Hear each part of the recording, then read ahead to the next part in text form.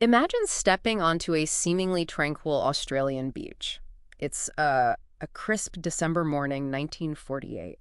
The sun's just coming up, casting these long shadows, waves are whispering against the shore.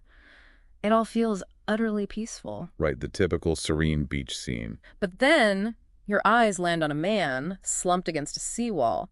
His posture is so still, it almost seems, well, like he's merely lost in a deep slumber. You wouldn't necessarily suspect anything sinister at first glance. Not at all. Yet there's this creeping unease, maybe it tightens your chest a bit, and as you get closer, the grim reality just solidifies. He's dead. And immediately the mystery starts.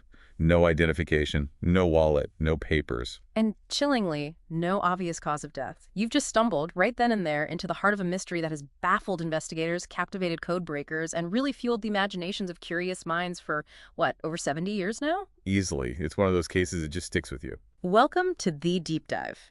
Today, we're plunging into the extraordinary enigma of the Somerton man. It's a case that honestly feels plucked straight from the pages of a spy thriller. Oh, absolutely. It weaves together all these incredible threads. You've got Cold War espionage hints, the haunting beauty of ancient Persian poetry, and this undercurrent of international intrigue. You have a man with no name, literally. A suitcase that seems completely stripped of its past, and then this single cryptic phrase that might just be the key to unlocking everything, or maybe nothing. And that phrase, found on this tiny, meticulously torn piece of paper, tucked away in a hidden pocket. It's Tamam Shud. Tamam Shud. It's Persian. It literally translates to "it is finished" or "ended." The mere fact that these two words were found, in a case already so shrouded in anonymity, it just immediately infuses the whole investigation with this unique, almost literary, well, deeply poignant tone. Yeah, poignant is a good word for it. It signals right away that we're dealing with something far beyond just a routine police inquiry. Absolutely. So our mission for you today is to explore every fascinating piece of evidence we can find, dissect the most compelling theories, and there are quite a few, and really attempt to understand what truly happened to the man who carried those final, enigmatic words into eternity. We're not just reciting facts here. We're trying to get at the why.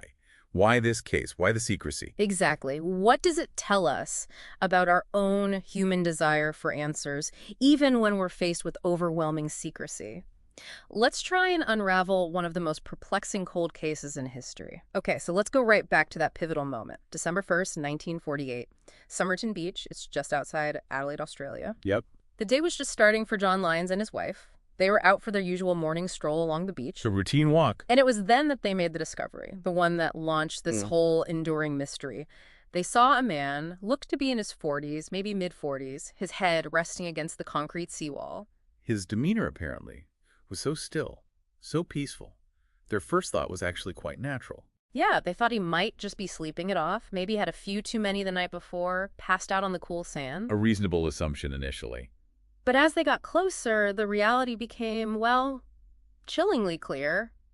He was deceased. What started as just a normal morning walk quickly dissolved into this tableau of profound mystery. And what immediately struck the investigators, and really anyone who saw the scene photographs later, was the man's appearance. He looked sharp, didn't he? Incredibly sharp. Impeccably dressed in a double-breasted suit, white shirt, a red and blue tie, highly polished brown shoes. This wasn't the look of someone down on their luck. No, it suggested some kind of status, or at least, a real care for his appearance. This man wasn't just found, he felt presented, almost. That's a good way to put it. Yet, despite this respectable presentation, there was that immediate glaring red flag for the police. No ID. Absolutely none. No wallet, no driver's license, no keys, no papers, not a single thing that could tell them who he was or where he came from. It's just nothing. And this detail about his clothing, it wasn't just a curious aside, was it? It became probably the most crucial, unsettling clue precisely because of what was missing. Exactly. The high quality of the clothing, that was noteworthy in itself. But the critical detail, the one that just screamed deliberate concealment, was this. All the identifying labels had been meticulously, carefully cut from his garments. Every single one. Every single brand tag, every laundry mark, every tailor's label gone, removed. This wasn't accidental damage. This was an act of extreme precision. Wow. It signaled a profound intent to conceal his identity. It suggested that whoever this man was, or perhaps whoever was involved in his death, went to extraordinary lengths to ensure he simply could not be traced. It just elevates the whole thing immediately, doesn't it? Far beyond a simple, unexplained death. It poses that chilling question right from the start. What kind of person goes to such lengths to erase their entire existence? Or, maybe more sinisterly, have it erased for them? It's profoundly disturbing. Like someone was trying to make him a ghost even before he was discovered. And then the autopsy follows, but instead of bringing clarity, it just seemed to deepen the enigma. That's right. Externally, nothing. No obvious signs of struggle, no violence, no injuries you could point to. But internally? Internally, the medical examiner, Dr. Dwyer, found anomalies. Things that pointed towards something, well, something more sinister. Like what specifically? Okay, so his spleen was significantly enlarged, maybe 3 times its normal size. His liver showed signs of acute congestion. His stomach was almost entirely empty, which is also a bit unusual. And there was congestion noted in his brain as well. And what does that collection of symptoms suggest? Well, on their own, none are definitively conclusive, right? But taken together, they are highly consistent with certain types of poisoning. Poison. It immediately raised that crucial question. Was this natural causes, maybe some hidden illness, or was it deliberate, perhaps undetectable substance involved? Undetectable because of the time period. Exactly. It's vital to remember forensic science in 1948 was, well, pretty rudimentary compared to what we have today. Sophisticated toxicology screens, things like gas chromatography, mass spectrometry, those tools just weren't available. So poisons we could easily spot now. Might have left little or no trace back then. Things that are easily identified today would have been incredibly difficult, if not impossible, to detect. It makes definitive conclusions really hard. And to make the puzzle even more confounding, there were witnesses, weren't there? People had actually seen him the evening before. Yes. Several people reported seeing a man matching his description the previous evening, November 30th. And critically, he appeared perfectly healthy, walking along the beach. So not someone obviously ill or in distress. Not at all. One couple even recalled seeing him extend his arm, perhaps towards a cigarette butt, which he then discarded. And later, another witness thought they saw him drinking from a cup. But the point is, he seemed utterly fine. Then, just hours later, inexplicably, he was dead. Right there on the beach. It's like he just vanished from the land of the living, right there, almost in plain sight. Which absolutely rules out the idea he was, an invalid or suffering from some long-term, obvious medical crisis. Precisely. He appeared robust, he was seen moving about. Then, in a very short span of time, he was gone. That temporal specificity really points towards an external, acute event, rather than a slow, natural decline. So the police are facing this brick wall, no identity. They start retracing steps, broadening the search, and a few weeks later, they find something potentially significant. A suitcase. Right. Not on the body, but checked into the cloakroom at the Adelaide railway station. Not too far from Somerton Beach. Seems like a logical next step, hoping for some clue, anything. Indeed. The suitcase itself was a brown, American-made item. It was discovered about 2 weeks after the body was found, I believe on January 14th, 1949. And inside, anything useful? Well, initially it seemed like just basic items. A red check dressing gown, slippers, 4 pairs of underpants, pajamas, toiletries, shaving gear, that sort of thing. Standard stuff, yes. And also some tools. A specific brand of wax thread, barber brand, not commonly available in Australia, suggesting maybe overseas travel. A sharpening stone, a small screwdriver, things like that. Okay, interesting detail with the thread. But the labels? Ah, yes. If we connect this discovery back to the meticulous removal of labels from the man's clothing, another crucial, chilling detail emerged. Let me guess. All the labels had also been removed from the items inside the suitcase. Every single one. Even a laundry bag had the name tag ripped out. Wow, that's methodical. It's not a coincidence. This striking consistency for the clothes on his body to the contents of his luggage points strongly towards an orchestrated, deliberate attempt to completely erase his identity. So what does that level of anonymity suggest? Was he fleeing something, trying to start a new life? Was he being pursued? Or was this erasure part of a larger, more intricate, perhaps sinister plan? The thoroughness of the label removal is just one of the most compelling pieces of circumstantial evidence suggesting this was far from an ordinary death. It's almost theatrical in its precision, isn't it? Every possible avenue to identify him seems to have been meticulously shut down.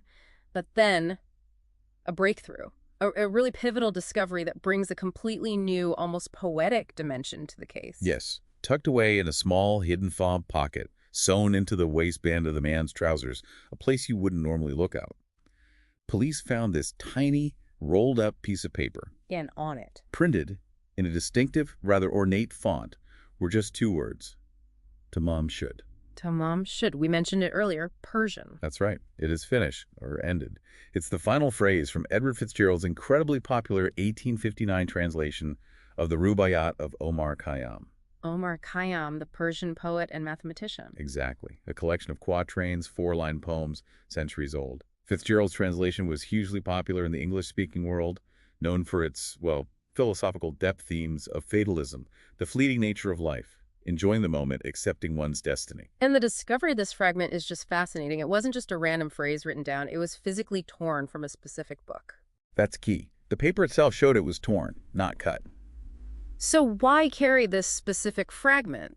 And why torn out like that? Was it a clue? A message left behind?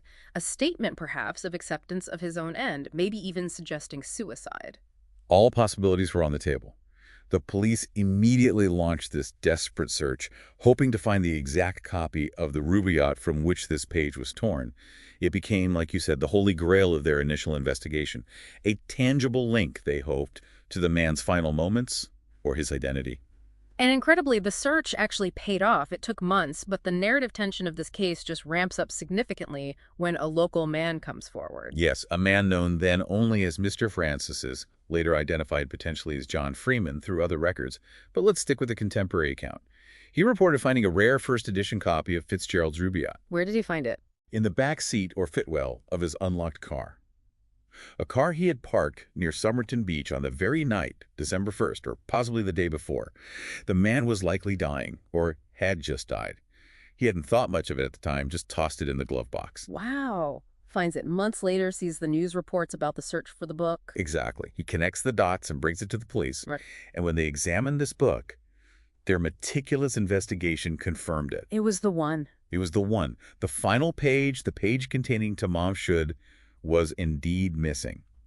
And the tear pattern matched the fragment found in the deceased man's pocket perfectly. Even the paper type and print characteristics lined up. Unbelievable connection. But the book held even more secrets, didn't it? This is where it gets really strange. It really does. Inside the back cover of this very specific, now incredibly significant copy of the Rubaiyat, police discovered two new, crucial elements that would just propel the mystery into entirely new territory. What were they? First, lightly penciled in, almost hidden, was a local telephone number, Yeah. an Adelaide number. And second, beneath the phone number was what appeared to be, well, a coded message. 5 lines of seemingly random capital letters. A phone number and a code. This is where it goes from strange beach death to potential spy thriller territory, right? Precisely.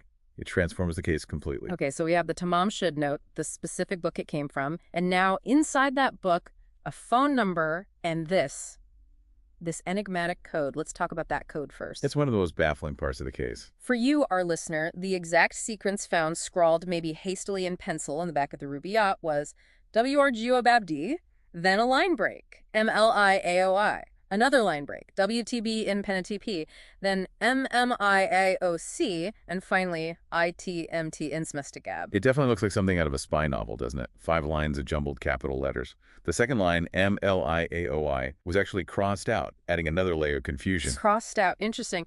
And the challenge this code presents is, well, immense. Immense is putting it mildly. Despite decades, literally decades, of relentless attempts by professional codebreakers, including those from military intelligence in Australia and reportedly overseas agencies like the FBI and Scotland Yard, plus countless dedicated amateur sleuths online, this message has never been definitively deciphered. Still unsolved after all this time. Still unsolved. Which raises several really important questions. Was it a true cipher? You know, a complex encryption needing a specific key, maybe based on the Rubaiyat itself, or something else entirely. Or could it be something else? Exactly. Could it be Fabi, the first letters of words from a poem or a phrase? A mnemonic device meaningful only to the writer? Or maybe even deliberately designed gibberish, meant to mislead anyone who found it? A red herring. Possibly. The sheer persistence of his mystery speaks volumes. The presence of an undeciphered code, especially one that's resisted such formidable efforts, it immediately suggests clandestine activities. It adds this thick, almost impenetrable layer of espionage or secret communication to an already bizarre case. It really does transform it from just a body on a beach into, a potential international incident. What makes it so hard to crack? Well, several things. It's short, which really limits statistical analysis. You can't easily look for letter frequencies like you can with longer texts. There's no known plain text, no original message to compare it against. And it could use any number of complex methods, maybe a polyalphabetic cipher like a Visionaire, or something more obscure, perhaps even a one-time pad, which is theoretically unbreakable without the key. So without a key. It's like finding a needle in an infinite haystack, Right. especially if the key was based on a specific edition of the Rubaiyat or some other shared knowledge we just don't have. Okay, so the code remains a massive question mark. What about the other thing found in the book, the phone number? Where did that lead? Ah, yes, the phone number. That led police to a very specific person, a nurse named Jessica Ellen Thompson. She lived on Mosley Street, Glen Elg, which is very close to Somerton Beach. Right near the scene. That seems significant. Extremely significant. Her proximity alone made her a person of interest. She was later known by her married name, Jessica Prosser, but at the time of the investigation, she was Jessica Thompson. The police showed her a plaster cast bust that had been made of the Somerton man's head and shoulders. A bust? They made a cast of his face. Yes, it was quite common practice then for unidentified bodies, hoping someone would recognize the features. When they showed it to Jessica Thompson, her reaction was reportedly quite striking. Detective Lean, who was present, said she seemed completely taken aback to the point of giving the appearance that she was about to faint. Wow. So she recognized him. Well, that's the frustrating part. Despite this strong initial reaction, she officially denied knowing him. She said she didn't know who he was or why he'd have her phone number in his book. But her reaction suggests otherwise. Her reaction certainly suggested some kind of shock or recognition. However, later, her story did subtly shift. She admitted she might have given a copy of the Rubaiyat to an Army lieutenant named Alfred Boxall during World War II. And she also later conceded she might have seen the Somerton man, or someone resembling him, around the beach area. So a slight shift. Intriguing. What was the Boxall connection? Police initially thought Boxall was the Somerton man, but they located him alive and well, living in Sydney. And crucially, he still had the copy of the Rubaiyat Jessica had given him, complete with her inscription. And its last page, with Tamam Shud, was intact. So Boxall wasn't the guy, but the Rubaiyat connection to Jessica remains. Exactly. It confirmed she had a history with this specific book, linking her back, albeit indirectly, to the clue found on the body. And what's truly fascinating here is the speculation that immediately followed her involvement. Oh, absolutely. She was married at the time to Prosper Thompson, but the theory quickly emerged. Could she have had a romantic relationship with the deceased Somerton man? That would provide a powerful motive, wouldn't it? For her denial, her evasiveness. It certainly would. Protecting her reputation, her marriage, especially in the conservative social climate of 1948 Australia. Imagine the potential scandal. But despite being shown the bust, despite her initial reaction, she never provided a positive identification. She maintained she didn't recognize him, or couldn't confirm it was him. So what does this all mean? Her potential involvement, her knowledge, it's still up in the air. Completely. Her reluctance to identify him, combined with her proximity, the phone number, the Rubaiyat link, it keeps her right at the heart of these unresolved questions. Was she protecting someone, protecting herself?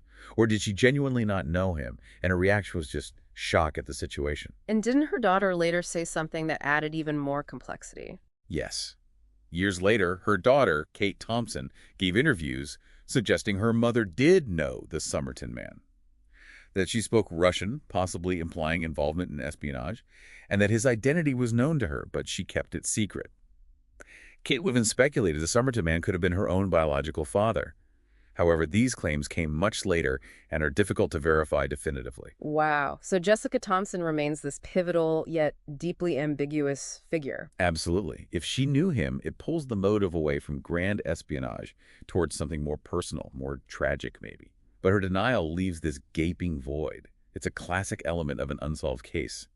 A key witness who seems to hold vital information, but for whatever reason, doesn't fully disclose it. And this persistent ambiguity forces us to consider a whole range of divergent theories, doesn't it? It really does. The case has spawned some truly compelling and sometimes wild ideas over the decades. So what are the main contenders? What theories have emerged to try and explain the Somerton man's death? Well, probably the most popular, the most enduring theory, especially given the timing, is the Cold War spy theory.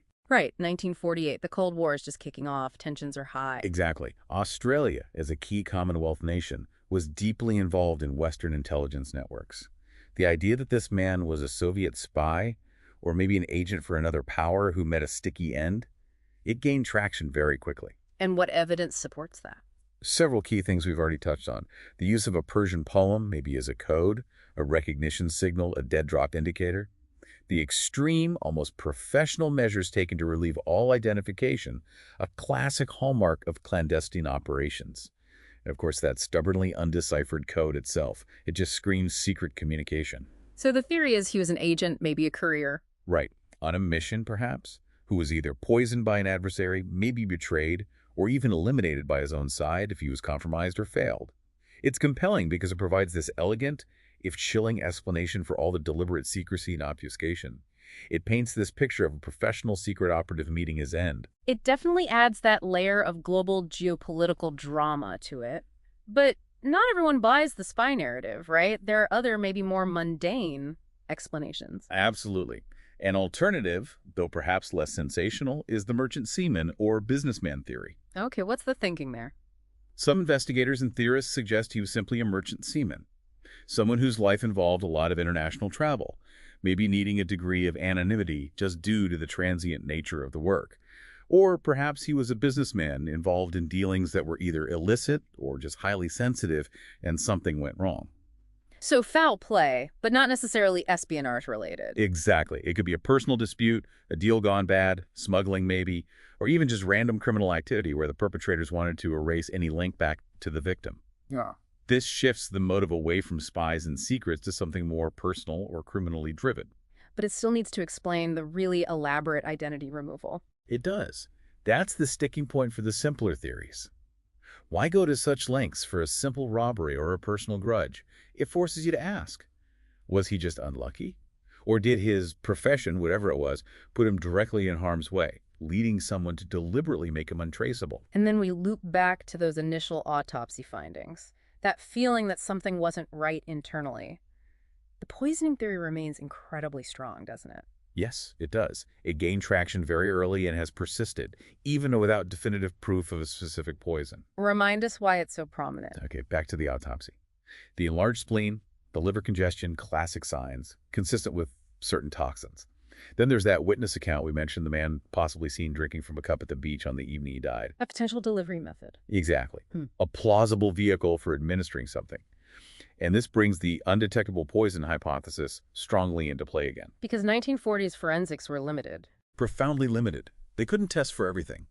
Substances like certain alkaloids, maybe digitalis from foxgloves, which affects the heart and can mimic natural causes, or even certain heavy metals like thallium, which was known as the poisoner's poison because it's slow-acting and hard to detect. Things that wouldn't show up on standard tests back then. Precisely.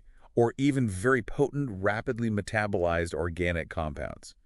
Many poisons that we could easily identify today with GCMS or LCMS would have left little or no trace using 1940s methods, which focus mainly on common things like arsenic or strychnine. So it highlights the limitations of the science at the time. It really does. And it keeps the poisoning theory incredibly plausible. It suggests this perfect crime scenario where the means and motive are strongly suspected, but the physical evidence remains frustratingly elusive. It's incredible how, in this case, the lack of evidence, like a detectable poison, almost becomes evidence for something sinister, pointing towards that deliberate effort to conceal. Okay, let's fast forward. We're in the modern age now. Science has marched on, particularly with DNA technology. What hope has that brought to this decades-old mystery? Modern science, especially advanced DNA analysis and genetic genealogy, has definitely provided a strong glimmer of hope. It's been a long road, but there have been significant efforts. Like the exhumation. Exactly. In 2013, after years of campaigning, particularly by Professor Abbott at the University of Adelaide, who became fascinated by the case, researchers finally got permission to exhume the Somerton man's body. Why was Professor Abbott so involved? This is a fascinating side story. He ended up marrying Rachel Egan, who is the daughter of Roma Egan, and potentially the Somerton man. If certain theories about Jessica Thompson's son Robin are correct, it became a very personal quest for him. Wow. So the goal of the exhumation was straightforward. Get DNA. Get viable DNA samples. That was the hope. Something that could finally provide definitive answers about his identity, or at least his genetic background, opening up new avenues for genealogical research. It was a moment of real, renewed optimism. And what did those initial DNA findings reveal? Was there an immediate breakthrough? Well, immediate breakthrough might be stretching it. Extracting usable DNA from remains that old, especially ones potentially embalmed with formalin which damages DNA, is incredibly challenging. But there were intriguing findings even before the full DNA results came in. Like the ear. Yes, detailed analysis of the postmortem photos and that plaster cast bust suggested he might have had a rare genetic trait affecting the shape of his ear. Specifically his simba, the upper part of the ear hollow was larger than his cavum, the lower part. It's apparently quite rare, found in maybe only 1–2% of the Caucasian population. So a physical trait could be a genetic clue. Potentially, yes. If it's strongly heritable, it could help narrow down family lines. Alongside this, DNA was successfully extracted, primarily mitochondrial DNA, from hair samples that had been embedded in the plaster cast. Mitochondrial DNA, that's passed down the maternal line, right? Correct. It's more robust and survives longer than nuclear DNA, but it only traces the mother side. Still, it was enough to start building a genetic profile, giving researchers a starting point to trace his maternal ancestry. Getting a full nuclear DNA profile, which you need for direct identification, matching against relatives on both sides, proved much harder initially. So, tantalizing hint, progress, but not the final answer just yet. However, in 2022, things really heated up. Professor Abbott, using these DNA findings and incredibly advanced genealogical techniques, made a huge public claim. He did. It was massive news in the cold case community and beyond. In July 2022, Professor Abbott, working closely with the renowned American genealogist Colleen Fitzpatrick, announced they believed they had identified the man. And the name they proposed? Carl Charles Webb, an electrical engineer and instrument maker born in Footscray, Melbourne, in 1905. Carl Webb. How did they reach that conclusion? It was an amazing piece of detective work using genetic genealogy. They used the mitochondrial DNA from the hair samples to build out a vast family tree, searching public DNA databases like Ancestry DNA. They identified a distant match, traced the lines down, and eventually narrowed it down to Carl Webb. So they found living relatives through DNA. They essentially triangulated his position on this huge family tree using DNA matches from distant cousins who had uploaded their data. They then found Webb himself, a man who fit the age profile, the physical description to some extent, and crucially, had seemingly dropped off the map around 1947–1948. He was estranged from his wife, had no death certificate. He just vanished. Circumstantial evidence seemed to fit too. Quite a bit. Webb liked poetry, apparently had links to horse racing, which involves betting, and codes sometimes. It all seemed to align quite well. Professor Abbott even tracked down Webb's living relatives who provided DNA samples for comparison, strengthening the link. It was presented as a groundbreaking discovery. But there's a crucial nuance here, isn't there? Despite this compelling claim, backed by sophisticated science. Right. And here's the critical point you mentioned. Despite Professor Abbott's incredibly detailed work and strong conviction, the identification has been disputed, or at least not yet officially confirmed, by the South Australian police and forensic authorities. So the case officially remains unsolved? Officially, yes. As of the last reports, SAPO, South Australia Police, stated they were still investigating the DNA results from the exhumation and hadn't reached a conclusion based on Abbott's findings. This isn't necessarily saying Abbott is wrong. His work is incredibly significant and very likely correct. So why the delay or dispute? It likely comes down to the rigorous, often slow, and legally complex standards required for official closure in criminal investigations. They need irrefutable proof, perhaps a direct nuclear DNA match confirmed through their own accredited labs, following strict chain-of-custody protocols. Until the police formally accept and announce the identification based on their own verified analysis of the exhumed remains, Carl Webb remains the leading candidate. The highly probable identity, but not the official case-closed solution. That's absolutely fascinating. Even with modern science, there's still that official hurdle. It just speaks to the sheer depth and complexity of this enigma, doesn't it? How stubbornly it resists easy resolution. It really does. And it's probably precisely why the Tamam Shud case has truly captured the public imagination for so long. It's inspired countless investigations, amateur and professional, created this lasting legacy way beyond the original police file. Oh, absolutely. The Tamam Shud case is often cited as a perfect example of a locked room mystery, even though, ironically, it happened on an open beach. Oh. Well, all the traditional pieces seem to be there, right? You have the body, the specific location, these peculiar, tantalizing clues, like the note and the code, even potential key witnesses like Jessica Thompson. But despite having all these elements laid out, the solution remains frustratingly elusive. It's like a puzzle with all the pieces on the table, but no one can quite figure out how they fit together to form that single, coherent picture. And that raises a fundamental question for us as humans. Why are we so drawn to these kinds of puzzles? What is it about the unsolved that grips us? I think it's multifaceted. There's the intellectual challenge, definitely. There's that innate human desire for order and chaos, for resolution when faced with the inexplicable. We want answers. And maybe it's just the compelling narrative of the unknown itself. This case, more than many others, really embodies that universal human pull towards solving mysteries. I think you're right. It taps into something deep. And it's also why it's transcended being just a police case. This story has really permeated popular culture, hasn't it? It really has. You see echoes of it or direct references in novels and television shows. Stephen King has referenced it. There have been numerous documentaries. Countless online forums and websites are dedicated purely to dissecting every tiny detail. It becomes a sort of cultural touchstone. Exactly. It demonstrates how a single unexplained death all those decades ago can resonate through time and become part of our collective consciousness.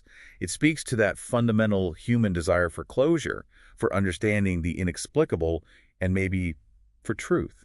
The story of the Somerton man illustrates that even when leads go cold, even when new evidence emerges but isn't quite conclusive, our drive to solve mysteries, to find answers, to connect with the past, it just persists. It absolutely does. The public's continued fascination, the endless theorizing, the ongoing investigations, both amateur and professional, it all stems from this deep-seated need to unravel the unknown. It offers this canvas for our own fears and fascinations about identity, about secrecy, and ultimately about the limits of our own knowledge. #TagOutro. And that brings us towards the end of our deep dive into the Tamam Shud case. It really does remain one of Australia's most enduring, most perplexing mysteries. Truly one of the greats in terms of unsolved enigmas. It's just this perfect storm of circumstances, isn't it? From that haunting Persian poem, torn from a specific book found in a stranger's car, to the undeciphered code that's resisted code breakers for generations. From the meticulously removed labels on his clothes and suitcase, erasing his identity, to the mysterious nurse living nearby who might have held a crucial key but took her secrets, if she had any, to the grave. Every single element seems almost designed not to reveal the truth, but to obscure it, creating these layers upon layers of unanswered questions. And what makes this case so profoundly compelling, I think, isn't just the intricate mystery itself, but what it represents about us, about human nature. Like you said earlier, we're drawn to puzzles, we crave resolution. Exactly. And when resolution is denied, our imaginations just work overtime trying to fill that void. The Somerton man's story is this powerful reminder that sometimes the most fascinating mysteries are the ones that remain unsolved. They leave that space for continued speculation, for rigorous investigation, and ultimately for enduring wonder. It challenges our idea of what it means to truly understand an event, doesn't it? And reminds us of the limits of our knowledge, even with all our modern tools. Precisely. Even with the best intentions and the most advanced science. Now, as we continue to develop new technologies, new investigative techniques, maybe genealogical databases get even bigger. Maybe someone finally has a breakthrough with that code. Maybe the ongoing forensic analysis of the exhumed samples yields something definitive. Perhaps one day we will finally learn the true identity of the man found on Somerton Beach. Maybe Carl Webb will be officially confirmed. And perhaps, with that confirmation, more pieces of his final days, the why of it all, might fall into place. We can hope. Until then, though, his story serves as this powerful reminder that even in our modern, hyper-connected world, with all our satellites and databases and DNA tech, some profound mysteries remain stubbornly beyond our immediate grasp. It invites us to consider, doesn't it? What does it truly mean for a story to be Tamam Shud, for it to be finished, when its central question persists so loudly, when the silence around the why continues to echo, inviting us, compelling us to continue that relentless search for understanding? Maybe the mystery itself, the enduring question mark, is its own kind of legacy, a silent challenge to our very human desire for all questions to have neat, tidy answers. Something to think about.